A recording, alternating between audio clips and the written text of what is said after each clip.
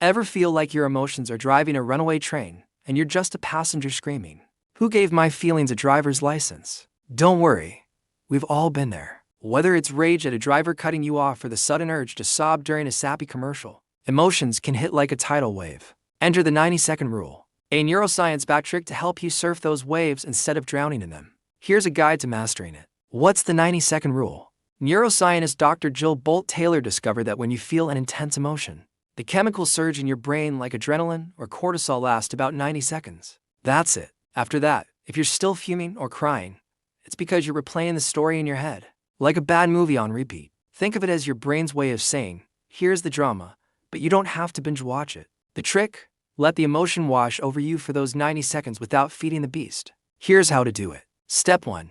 Notice the emotion and don't name it instantly. Feeling that emotional wave hit you like when your boss sends a passive-aggressive email.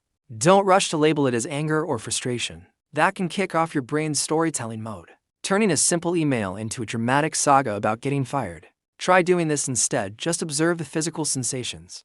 Is your chest tight? Are your fists clenching like you're auditioning for a superhero movie? Your body's throwing a tantrum, and that's okay, just notice it.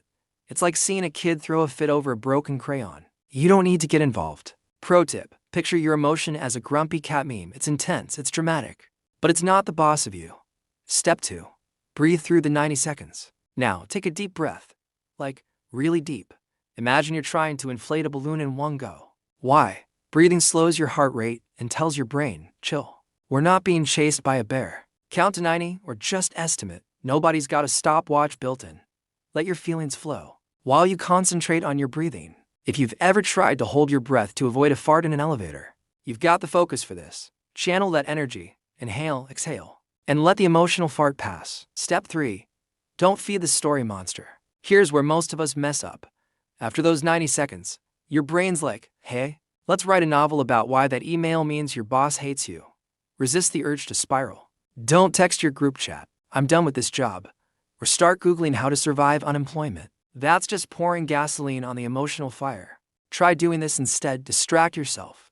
Look at something neutral, like a plant or your coffee mug. Describe it in your head. This mug is blue. It has a chip from that time I dropped it during a Zoom call. Boring. Yes. Effective. Also yes, it's like switching the channel from emotional apocalypse now to bland home decorations. Imagine your spiraling thoughts as a reality TV show pitch. Next on Why My Life Sucks. We explore every possible way this email could ruin everything. Laugh at how absurd it sounds. And move on. Step 4. Reframe and move on. Once the 90 seconds are up, the chemical surge is gone. If you're still upset, it's because you're choosing to replay the story. So, reframe it. That email. Maybe your boss was just hangry. That driver who cut you off, probably late for a dentist appointment. Cut people some slack. Or at least imagine a funny reason.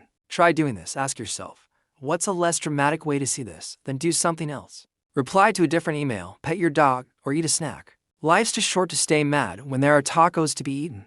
Picture your emotions as a soap opera character. My heart is torn, but I shall rise after I finish this burrito.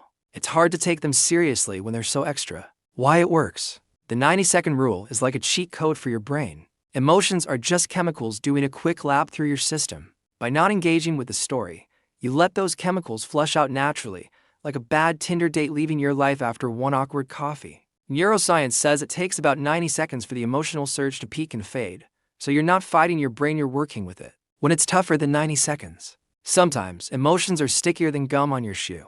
If you're dealing with something big like a breakup or a major life change, the 90-second rule still helps, but you might need to repeat it a few times. It's like doing reps at the gym, but for your feelings. And if you're really struggling, there's no shame in talking to a therapist. They're like personal trainers for your brain. Think of therapy as hiring a professional to tell your emotions. Sit down, Karen. You're not running this show. Controlling your emotions doesn't mean you have to bottle them up. It's all about letting them flow without turning your life into a dramatic saga, you know? That's where the 90-second rule comes in. It's like your personal chill pill. Picture this. The next time you feel that frustration bubbling up, take a deep breath and give yourself just 90 seconds. Maybe watch a funny video or think of a silly memory. Seriously, it can make a world of difference. Instead of spiraling into an emotional whirlwind, you'll find yourself back in control, ready to tackle whatever life throws at you. So, next time you feel the heat rising, remember, A little pause and a good laugh can totally save you from starring in your own emotional soap opera. How cool is that? Now go forth, breathe through the chaos, and don't let your feelings borrow the car keys.